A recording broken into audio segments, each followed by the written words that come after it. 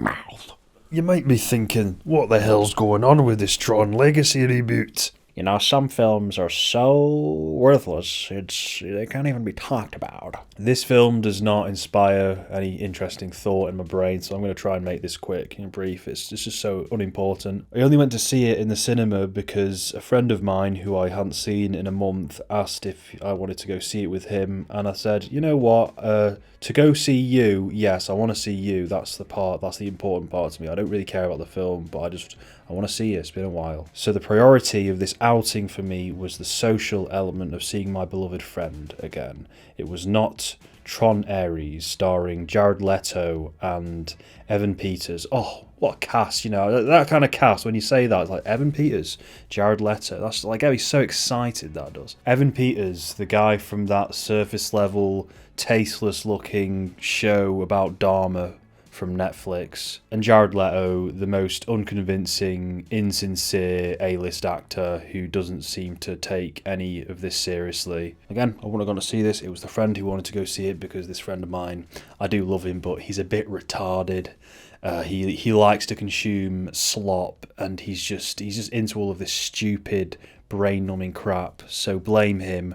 What an idiot. I haven't seen Tron 1. I've seen Tron 2 years ago. I don't really remember diddly squat about it, but I remember it being special, and I know that people love it. A lot of people, like, it's a cult classic, so is the first one. This new Tron, I believe, is the first Tron film to be bland, to have nothing special about it, to just be like corporate slop, which is a real shame because this seems like a very special, or at least interesting franchise. My friend who I went to see it with, he's a big fan of Tron Legacy, loves Daft Punk, loves the soundtrack, obviously. I know the first film later became a cult classic, and the same thing happened with the second one. I highly doubt it will be the same case with Tron 3, Tron Ares. What happened back there? I disobeyed my directive. Which was? To retrieve the code from your disk and delete the carrier. I'm not really a plot hole guy, so I can't really tell you if this film did anything wrong in that department.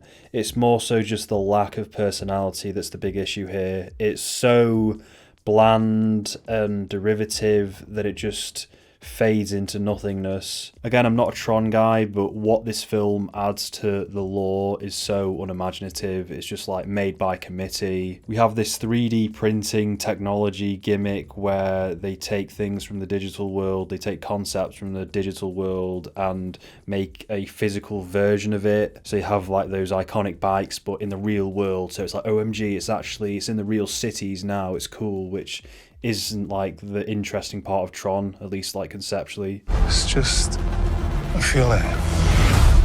Fascinating. This has the worst written dialogue I've seen from any film this year so far, I believe. Bordering on, hey, you're gonna want to see this territory. It's standing right behind me, isn't it? Jared Leto, the android boring Jared Leto character is standing right behind me. Standing right behind me, isn't it? It's just a feeling. I wish I could elaborate as to why the dialogue is so bad, but I've forgotten it all. It's just the type of dialogue where you can tell no one who cares about storytelling wrote it. It's made by committee again. It's just boring, flat, annoying. I would like you to meet Ares, the ultimate soldier. It's like looking at corporate cartoon art styles. If I'm being honest, I wasn't too bothered by Jared Leto in this because him being emotionless and flat sort of works for this whole android character, so fair enough. He did a good job playing a stiff bastard. Something I do not understand. As for his character arc, it's the bare bones. Android, he gets a whiff of humanity and it's a quest to emancipate himself and become human. There's no originality to the story. It's not presented in any cool way. Jeff Bridges shows up at the end, and I can't remember what he was like in Tron Legacy, but if he was like grandpa acting then, here he's really just fucking sleepwalking. He's like comatose almost. He's like, hey guys.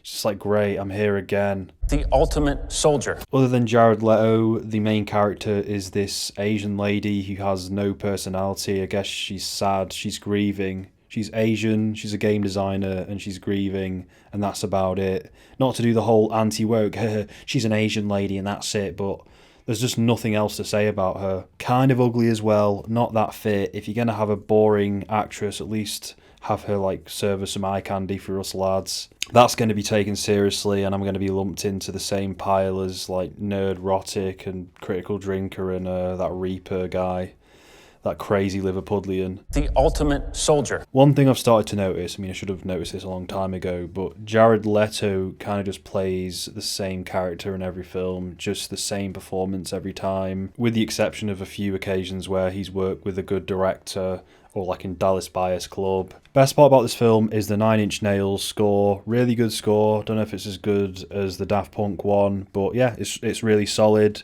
The only competent or like interesting aspect of this film. Aside from that, I kind of thought the whole effect, the whole like Tron gimmick where they go on the motorbikes and that line thing follows off from it, and it's like this cool, kind of looks like a strawberry winder kind of rolled out. I don't know if anyone's going to get that reference, but it kind of looks cool. It's satisfying, I guess. So there were times where there were some nice visuals with that mixed with the Nine Inch Nails soundtrack, and I was kind of like, oh, this is sort of nice. I'm getting some gratification, but it's a very surface level type of gratification.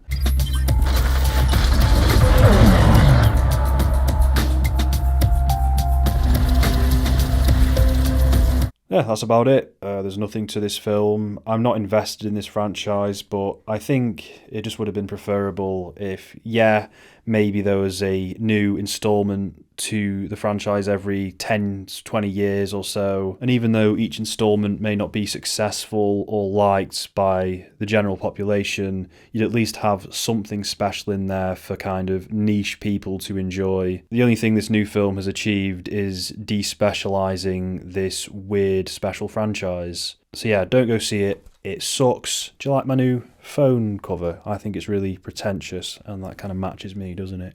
Remember to fucking subscribe. Thanks to the patrons. Thank you DF. Thank you Mason Lydon. Thank you Matt Delaney. Before I go, I just want to ask if you have any good TV show recommendations, because I'm kind of between shows at the moment. I want it to be like an hour long or 40-minute drama. I've done enough comedies for now. I just want something kind of meaty and thematic and, I don't know, tragic maybe.